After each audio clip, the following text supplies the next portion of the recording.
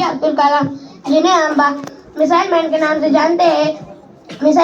से जानते हैं, उनके जन्मदिन पर यह कार्यक्रम रखा गया है। इस कार्यक्रम में मैं आपको स्वामी विवेकानंद का जीवन परिचय बताऊंगा, वो आप सब ध्यान से सुनिएगा, ये मेरी विनती है। स्वामी विवेकानंद का जन्म 12 जनवरी 1863 को कोलकाता में हुआ था। उनके बचपन का नाम नरेंद्र नाथ था। उनके पिता श्री विश्वनाथ दत्त कोलकाता हाईकोर्ट के एक प्रसिद्ध वकील थे। उनकी मां श्रीमती भुवनेश्वरी देवी एक धार्मिक विचारों की महिला थी। वो अपना अधिकांश समय भगवान शिव के पूजा अर्चन में व्यतीत करती थी। बचपन से ही नरेंद्र जी बुद्धिमान और साथ साथ नटखट भी थे। उनके घर में नियम पूर्वक पूजा पाठ होता था। घर के धार्मिक एवं आध्यात्मिक वातावरण से बालक नरेंद्र जी के मन में धर्म एवं अध्यात्म के संस्कार गहरे पड़ गए। बचपन से उन्हें ईश्वर को जानने की और उसे प्राप्त करने की लालसा दिखाई दे रही थी। ईश्वर को जानने की उत्सुकता में वे कभी कभी ऐसे प्रश्न पूछ बैठते थे कि स्वयं माता पिता और कथावाचक पंडित जी तक चक्कर में पड़ जाते थे। माता पिता ने बड़े लाड प्यार से अपने इस बालक का पालन पोषण किया। 5 वर्ष की आयु का होने पर उन्होंने नरेंद्र जी की पढ़ाई की व्यवस्था घर पर ही कर दी। नरेंद्र जी ने मन लगाकर पढ़ाई शुरू की। पढ़ाई के साथ साथ वे अपने घर में या अड़ोस पड़ोस में होने वाले धार्मिक आयोजनों में भाग लेकर कीर्तन करने में और ध्यान लगाकर बैठने में रुचि लिया करते थे। धीरे धीरे उनके मन में ईश्वर को जानने की जिज्ञासा बढ़ने लगी। इसलिए वे ब्रह्म समाजों के कार्यक्रमों में भी गए। कई साधु संतों के पास घूमे, लेकिन उनके मन को संतोष न मिल सका। कुछ समय बाद नरेंद्र जी के पिता का देहांत हो गया। घर का सारा बोझ नरेंद्र जी के सर पे आन पड़ा। घर की आर्थिक दशा बहुत खराब थी। इसी बीच उन्हें अपने एक परिचित के घर स्वामी रामकृष्ण परमहंस के दर्शन करने का सौभाग्य प्राप्त हुआ। स्वामी रामकृष्ण परमहंस की भक्ति देखकर वे उनसे अत्यंत प्रभावित हो गए और दक्षिणेश्वर महाकाली के मंदिर आने जाने लगे। स्वामी रामकृष्ण से वे अक्सर यही पूछा करते थे कि भगवान कहाँ है, कैसे है और उन्हें कैसे प्राप्त किया जा सकता है। और वहीं पर उन्होंने संन्यास की दीक्षा भी ली।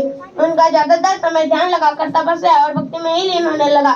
वही अपने अंतर में कण कण में बसने वाले सर्वव्यापी प्रभु के दर्शन भी होने हुए। उस समय देश गुलामी से गुजर रहा था। नरेंद्र जी का हृदय सदैव देश के हालातों से व्यतीत रहता था। नरेंद्र जी भविष्य दृष्टा थे। उन्होंने एक नए समाज की कल्पना की थी, ऐसा समाज जिसमें धर्म जात भेद न हो और सभी को एक ईश्वर के नाते माना जाए। नरेंद्र जी को देश के युवाओं से बड़ी आशाएं थी और देश के युवा भी उन्हें बड़े आदर भाव से देखा करते थे।